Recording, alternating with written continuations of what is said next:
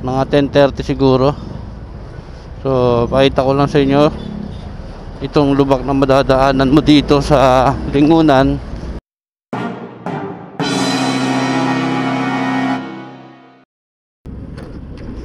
Grabe.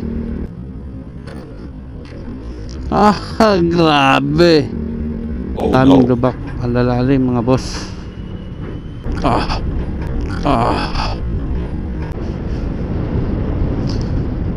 You know, ang ganda ng panahon, napakainit.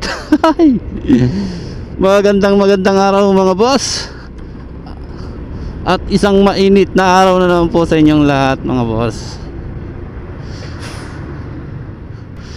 Shoutout nga pala sa mga nagmumotor na ang tanging transportasyon lang sa pagpasok sa trabaho ay ang kanilang mga motorsiklo. Shoutout po sa inyo. Napakainit ngayon, pero parang unti-unting kumukulimlim. Sana may dala tayong kapote para hindi naman tayo mapasma o mabasa. At shoutout din doon sa mga riders na ang hanap buhay din nila ay ang pagmumotorsiklo.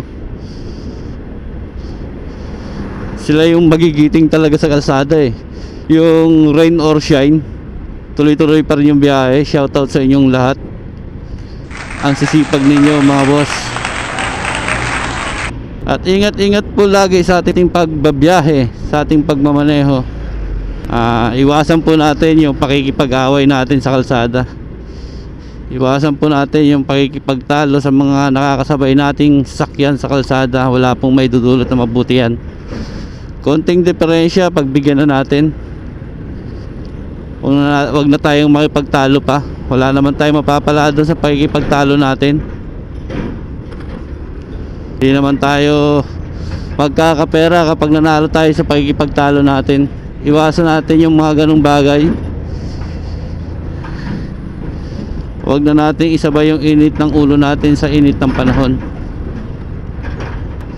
Dito na nga pala tayo mga boss sa tulay ng Dulalya, Valenzuela. Nga pala mga boss, kung kayo ay nagmamaneho ng motorsiklo at napapadaan kayo dito sa lugar na to, ingat po kayo palagi. Kasi ayan o, lubak. Noong nakaraang araw, ayan o, lubak, lalim. Ayan o, daming lubak, ang lalalim mga boss.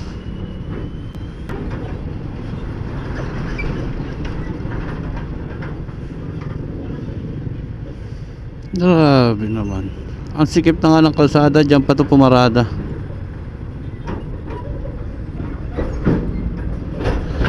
Ayan boss o, lubak.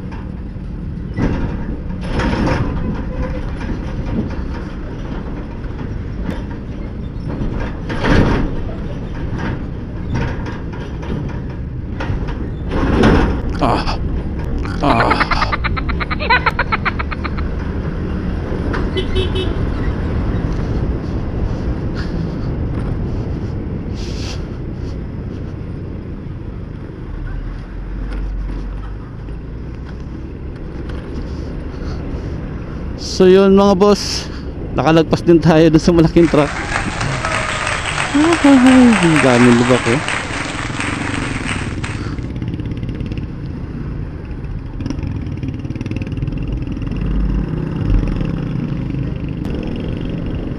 So yun mga boss, sa mga kapwa kong nagmumotor, sa mga kapwa kong rider, kunyari lang ako rider eh.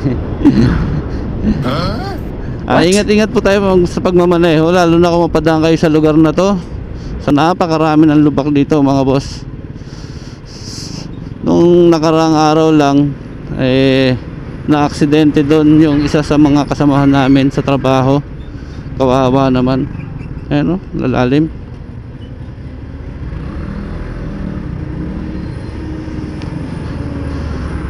Kawawa naman, na-aksidente siya doon sa mga lubak mga boss. So sana naman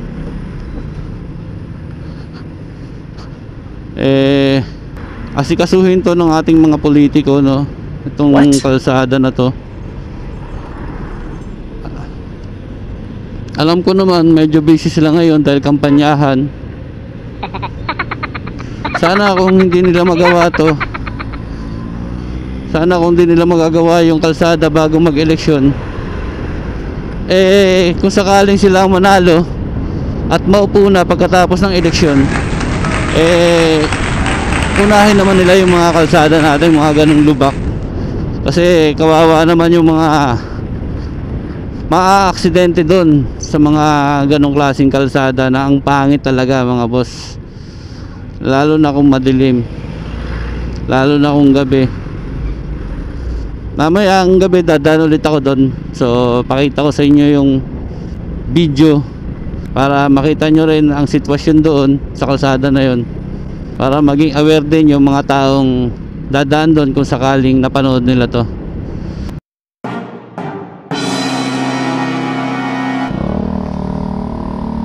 So yun mga boss, ngayon ay 10:20 PM, mga 10:30 siguro. So pakita ko lang sa inyo itong lubak na madadaanan mo dito sa Lingunan ng ganitong oras ng gabi.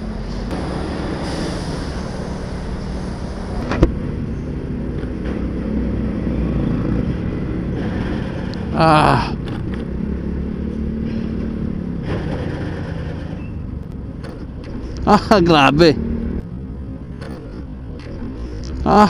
Grabe. Oh no. Grabe ang lubak, di tayo nakaiwas mga boss. Kita nyo na. So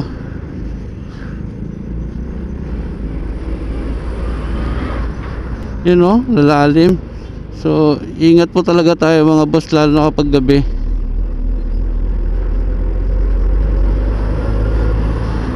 Ayan boss, yung lubak na tinuro ko kanina. So oh no.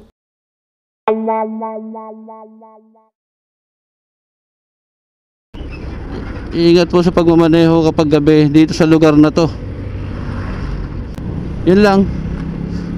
Kung nakarating kayo sa video na to, nakaabot kayo dito sa part na to, maraming salamat sa inyo.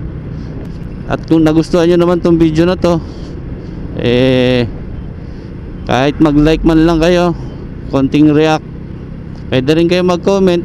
Malaking bagay na po yun para sa ginagawa nating video. So hanggang dito na lang mga boss. Maraming salamat sa inyong panunood. Ride safe always.